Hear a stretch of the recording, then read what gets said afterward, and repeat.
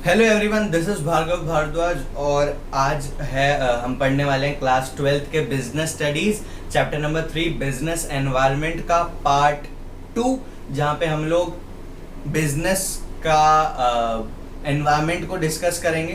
क्या क्या business environments हैं और हम लोग ये डिस्कस करेंगे कि ये जो एनवायरनमेंट्स है इसका बिजनेस पे क्या फर्क पड़ता है। सबसे पहला डायमेंशन या सबसे पहला कंपोनेंट अगर मैं बात करूं बिजनेस का तो वो है भैया इकोनॉमिक एनवायरनमेंट। इकोनॉमिक एनवायरनमेंट मतलब ये वो एनवायरनमेंट है जिसका बिजनेस पे इकोनॉमिक टर्म्स में असर पड़ता है। मतलब कि डायरेक्टली कंपनी की फाइनेंशियल पोजीशन को ये एनवायरनमेंट असर में इफेक्ट करता है।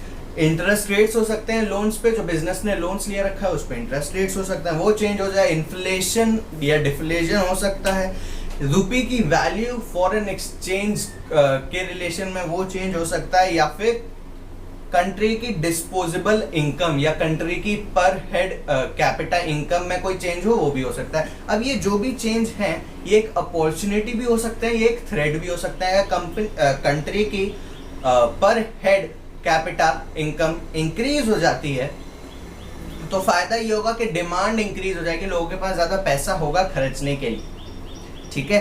और अगर इंटरेस्ट रेट लोन पे कम हो जाता है तो वो कंपनी के लिए फायदे की बात है। वहीं अगर इंटरेस्ट रेट ज्यादा हो जाता है तो ये कंपनी के लिए नुकसान की बात हो सकती है। सेकेंड टाइप ऑफ एनवायरनमेंट आता है सोशल एनवायरनमेंट। इस एनवायरनमेंट में वो सारे कस्टम्स, वो सारे ट्रेडिशन, वो सारी वैल्यूज, वो कल्चर, सोशल ट्रेंड्स और एथिक्स आते हैं जो कि सोसाइटी में पाए जाते हैं जहाँ पे बिजनेस ऑपरेट करता है। अब सोसाइटी जब मैं कह रहा हूँ तो मेरा मतलब है कि वो बिजनेस जहाँ पे है, वो बिजनेस जहाँ पे ऑपरेट कर रहा है वहाँ के आसपास के लोग। ठीक है।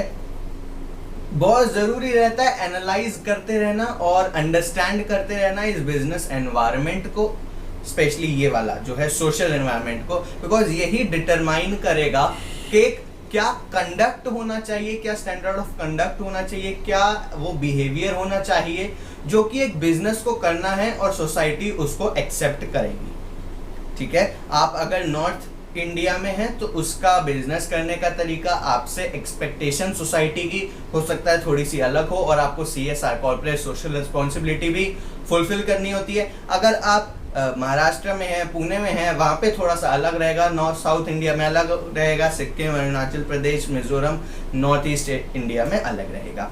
बहुत अच्छा एग्जांपल इसका देखने को मिलता है मैकडोनल्ड्स में। मैकडोनल्ड्स जिस भी कंट्री में जाता है वहाँ पे अपनी एक नई प्रोडक्ट लाइन चालू करता है। जब वो इंडिया में आया उसने देखा भाई यहाँ पे तो हर जगह आलू चल रहा है, समोसे में आलू, ब्रेड पकौड़ा में आलू, आलू की पकौड़ी हो गई, फिर कोई भी चीज ले लो, कचौड़ी ले लो, सब में आलू चल रहा है, तो मैं आलू टिक्की लेके आया। अब पोटैटो, आलू और किसी दुनिया के या किसी कंट्री में इतना ज्यादा कंज्यूम नहीं होता, तो वहां पे चाइना में चले जाओ, वहां पे नॉनवेज सर्व करते हैं वो लोग। इंडिया में नॉनवेज वो बहुत कम जगह सर्व करते हैं, ऑलमोस्ट ना के बराबर। वहां पे वेज बहुत कम सर्व करते हैं।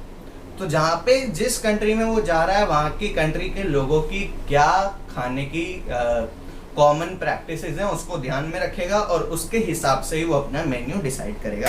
थर्ड टाइप ऑफ एनवायरनमेंट आता है पॉलिटिकल एनवायरनमेंट। बिजनेस का पॉलिटिक्स से बहुत डायरेक्ट रिलेशन रहा है। ये देखा जाता है कि जो कंट्री की जो गवर्नमेंट है वो कितनी स्टेबल है। अगर नेपाल, पाकिस्तान जैसे देश की मैं बात करूं जहाँ पे कंट्री की गवर्नमेंट इतनी ज्यादा स्टेबल नहीं है, वहां पे लॉन्ग टर्म प्रोजेक्ट में पैसा डालने से थोड़ा इन्वेस्टर या बिजनेसमैन थोड़ा सा कतराएगा, बिकॉज बहुत जल्दी गवर्नमेंट चेंज होती है। बहुत जल्दी गवर्नमेंट चेंज होने का मतलब है कि गवर्नमेंट बहुत जल्दी जल्दी रूल्स भी चेंज करेगी। वहीं इंडिया जैसे कंट्री में या USA जैसी कंट्री में, चाइना जैसी कंट्री पे गवर्नमेंट बहुत स्टेबल रहती है। यहाँ पे लॉन्ग टर्म प्रोजेक्ट्स बड़ी आसानी से लगा सकते हैं। प्लस जो गवर्नमेंट का रिप्रेजेंटेटिव इलेक्ट हुआ है उसका बिजनेस को लेके क्या एटीट्यूड है ये भी डिसाइड करना, ये भी ध्यान में रखना बहुत जरूरी है। वो बिजनेस को प्रमोट करता है नहीं करता है अपने एरिया में, ये देखना जरूरी है। गवर्नमेंट क्या टैक्सेस और सब्सिडीज दे रही है बिजनेस पे, ये देखना जरूरी रहता है बिजनेसेस के लिए, बिकॉज अल्टीमेटली ये सारी चीजें बिजनेस की प्रॉफिटेबिलिटी पे डायरेक्ट असर डालने वाली है।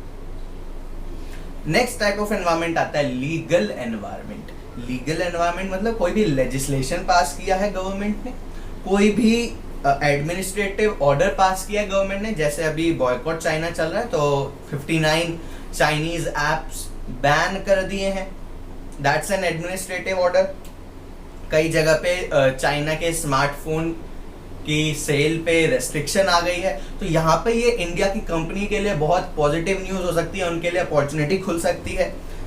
कोर्ट का कोई जजमेंट आता है वो भी इंडिया की कंपनी के फायदे में भी हो सकता है, उसके अगेंस्ट भी हो सकता है। तो जो भी एनवायरनमेंट की हम बात कर रहे हैं, जो भी चेंज की हम बात कर रहे हैं, ये सारे चेंज अपॉर्चुनिटी की तरह भी आगे आ सकते हैं और थ्रेट की तरह भी आगे आ सकते हैं। नेक्स्ट टाइप ऑफ एनवायरनमेंट आता है टेक्नोलॉजिकल एनवायरनमेंट। जी हाँ, टेक्नोलॉजी का आज के डिजिटल दुनिया में बहुत ज्यादा असर रहता है किसी भी बिजनेस पे। आप देखो जो भी साइंटिफिक इंप्रूवमेंट या इनोवेशन हो रही हैं, हर इंडस्ट्री में हो रही हैं, और हर इंडस्ट्री में जब हो रही हैं तो बहुत जरूरी है इन पर नजर रखना। जैसे स्टार्टिंग में क्लासेस, पढ़ाई, ट्यूशंस ऑफलाइन होते थे, किसी ने नहीं सोचा था कि इस फोन से हम पढ़ भी सकते हैं, लेकिन अब हो सकता है आप मुझे जैसे देख रहे हो, आप you are using a phone, आप फोन पे रिकॉर्डेड वीडियोस का जमाना आया, बायजू जैसे प्लेटफॉर्म्स रिकॉर्डेड वीडियोस का कॉन्सेप्ट लेके आए, जहाँ पे ऑलरेडी रिकॉर्डेड वीडियोस होती थी और टीचर्स आपको पढ़ाते थे।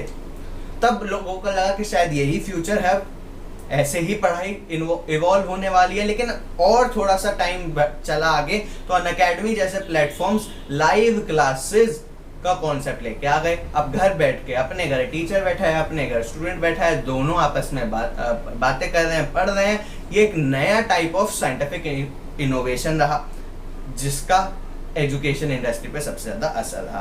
प्लस बिजनेस को चलाने के लिए भी, उसके ऑपरेशंस के लिए भी नए नए मेथड्स और टेक्निक्स आती रहती। जैसे आप किसी वेबसाइट पे जाओ तो साइड में से ऐसे करके लड़की निकल के आएगी, उसकी फोटो वो लिख के हाई करेगी आपको, ठीक है, मोस्टली लड़की आती है ना, वो आपको हाई करेगी और talk to me, may I help you, ऐसा करके बोलेगी। आपको क्या लगता है कोई लड़की बैठी है? नहीं, वो एक रोबोट बैठा है जिसको हम कहते हैं चैट बॉट, ठीक है, वो रोबोट आपसे बात कर रहा होता है। तो उन्होंने अपनी वेबसाइट पे वो रोबोट को काम पे लगाया।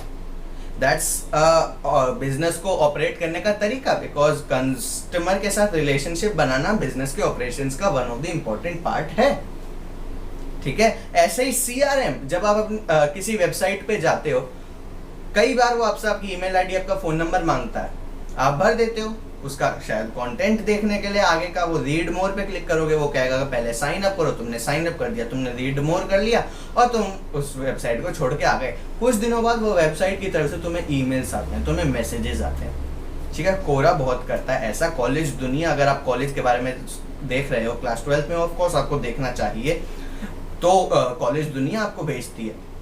मेरे पास तो अभी तक आते हैं, जब मैंने कॉलेज में एडमिशन ले लिया तब भी, ठीक है, और मेरे को एडमिशन लिए हुए भी काफ़ी टाइम हो गया, मेरे पास अब भी मैसेज आते हैं कॉलेज दुनिया के। हालांकि I don't visit that website very much now, but okay, उनके डाटाबेस में सेव है मेरा ईमेल आईडी नंबर, तो ठीक है।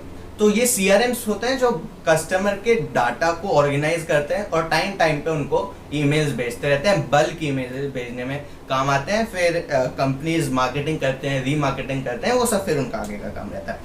ई-कॉमर्स और ई-बैंकिंग जैसी फैसिलिटीज जो कि बिजनेस के रास्ते में आई हैं, बिजनेस को वरदान बन के आई हैं। आजकल डिजिटल पेमेंट एक्सेप्ट करते हैं बिजनेसेस, कई आधे से ज़्यादा बिजनेसेस। हम लोग डिजिटलाइजेशन पे फोकस कर रहे हैं, डिजिटल इकोनॉमी पे फोकस कर रहे हैं। तो ये सारी जो टेक्निकल इनोवेशंस हैं, टेक्निकल चेंजेस हैं, इन्होंने भी बिजनेस के तरीके को बहुत चेंज करके रख दिया। तो ये सारे एनवायरनमेंट हैं जो कि एक बिजनेस के आसपास होते हैं और बिजनेस को हर एनवायरनमेंट पे नज़र बना के रखी होती है। जैसे कि हमने पिछले पार्ट में डिस्कस किया था कि एक एनवायरनमेंट पे अगर आप नज़र बना के रखते हो तो आपको अर्ली वार्निंग सिग्नल से आप फर्स्ट मूवर एडवांटेज भी ले सकते हो, और अगर नहीं बना के रखा तो वो थ्रेट की तरह सर्व करेगा और अर्ली वार्निंग सिग्नल्स देगा आपको पहली चौकन्ना कर देगा अगर आप नज़र बना के रखोगे कि भाई ये चीज़ें हैं, ये आपके लिए खतरा हो सकती है, देख लो। अगर आपने नज़र बनाई तो ठीक है, आपको फ़ायदा, अपॉर्चुनिटी।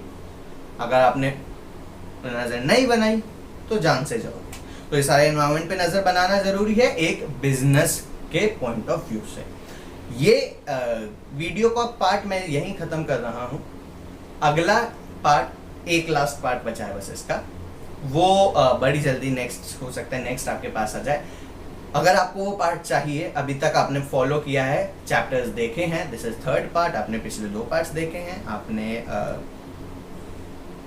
फॉलो किया, आपने देखा है कि क्या चैप्टर में है, आपको पसंद आया तो चैनल को सब्सक्राइब करना ज़रूरी है। और क्योंकि चैनल को क्यों सब्सक्राइब करना है, ताकि पिछली वीडियोस इसकी जो है वो आपको मिल जाएं। इससे अलावा आपके अकाउंट से रिलेटेड, आपके इको से रिलेटेड, 11-12 के बेसिकली जो मैं बनाता हूँ उससे रिलेटेड के लिए भी आपको चैनल को सब्सक्राइब करना जरूरी है और बेल आइकन को हिट करना है, ताकि अगली वीडियो आपके पास आ जाए और आपका पढ़ने का टाइम टेबल ऑन हो जाए। With this, I would like to end.